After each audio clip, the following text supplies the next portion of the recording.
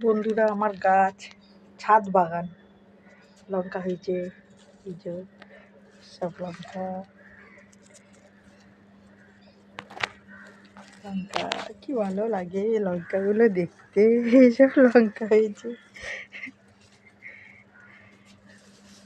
গাছে লঙ্কা ঝুলছে। এই লঙ্কা নিয়ে তুলে রান্না করবো।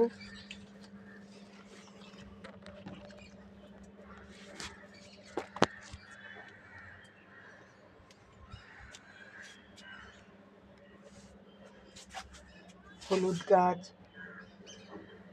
এটা ফুল গাছ,